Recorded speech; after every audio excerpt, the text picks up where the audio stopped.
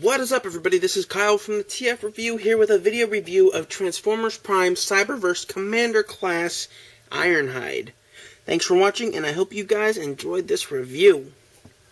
So here we have Ironhide in his pickup truck mode, and this is really the first look anybody has ever had of Ironhide, this toy, because, well, he hasn't been in the show yet. I don't think he's been confirmed to be in the show yet. And this is so far the only toy expected to be released. So here is Ironhide, and as we can see, his alt mode is obviously based on the movie version of Ironhide, more so the classic version. And that's okay, because the robot mode really does throw back to the classics Ironhide. He's got a red and black paint scheme, which reminds me a lot of the Cannon Force Ironhide, which Hasbro released not too long ago. And he just has some black, red with silver kind of dispersed all over the place. And that's pretty much it. Again, this figure doesn't really scream anything crazy. It's just that. He does have this nice windshield detail right here, but unfortunately the sides are not clear. They are just silver, which is a bust.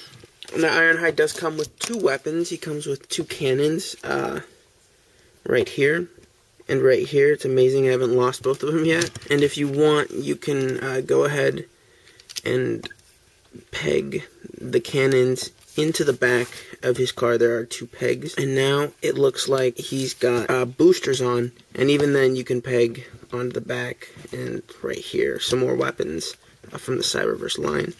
Also, you can peg into the side door like that and give him some side guns, which doesn't look too bad. And as you can see, he's already starting to come apart. He's not held very well together in alt mode. So I really like the little blank detail in the front.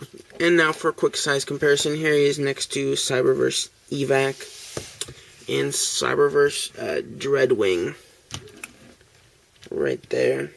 And you can see, he is a fairly sizable Cyberverse figure. So let's take a look at his robot mode and see how he compares there. Now, Ironhide's transformation is actually kind of similar to the Voyager Ironhide, or the other deluxe Ironhide from the movie line, and I'll show you. First thing you want to do is you want to take these two pieces up front, fold them back like so, and then you want to take his rear and pull it out. These will become his legs. And then what you want to do is you want to take his door, his whole basic side panels, and then pull them out. There we've got something resembling an Ironhide, but we're not done yet. Let's focus on his feet. You want to split them apart, and then after you split his feet, you just want to take this piece and it will fold out like so, and then you fold this piece right here forward, and that forms his feet. Again, do the same to this side, and there we have his legs. Now for his arms, what you need to do is just fold it in like that. Fold the door panel in. And that's pretty much it. Again, fold it in. And then you want to angle it so that the wheels are facing backwards, not forwards. And then from there, you want to go ahead, raise his arms up a little bit, and rotate this front piece forward. And that will reveal his head. Then lastly, we just need to fix these arms. Pull them down like that. Again, do the same on this side. And you take these two pieces and fold them back down, and there we have Ironhide in his robot mode. So here is Ironhide in his robot mode, and now the G1 influences are more evident. As we can see, he's got the classic windshield right up here where his chest is. And the red color is pretty much spot on. It really looks nice. Just to show you some of the more detail, he's got a very, very small Autobot logo right there in his chest.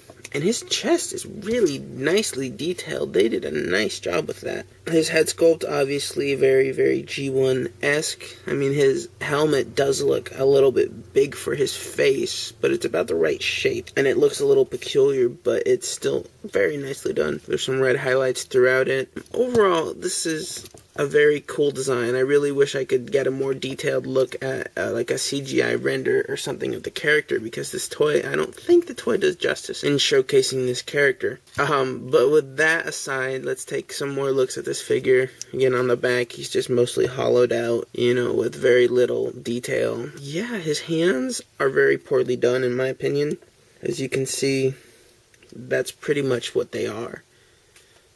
They're not even really hands, they're more just holes, basically. Then you can go ahead and take his cannon, and they peg right into his hands like so. Or if you want, you can also peg right there, where his side door peg is. It doesn't really matter which one you use, they both pretty much do the exact same thing. I prefer this way because you can't really see his hands, and, you know, this just looks nicer. So, yeah. Now for articulation, his arms rotate 360 degrees, bend at the elbow, they're on a ball joint, so you do get a nice range of motion, move in and out.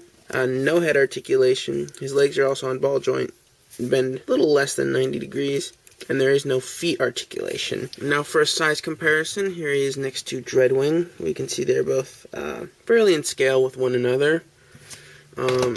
And then here he is next to Cyberverse Evac. Obviously, Ironhide is much bigger. So that's it for this review of Transformers Prime Cyberverse Commander Ironhide. I want to thank you guys for watching it. Ironhide is a very, very nicely detailed figure. The paint apps are sort of meh. The weapons are really cool. I like how they're more or less based on the movie guns, which I was a really big fan of. They did a good job keeping that aesthetic. And the subtle G1 aesthetic of the robot mode is really quite nice.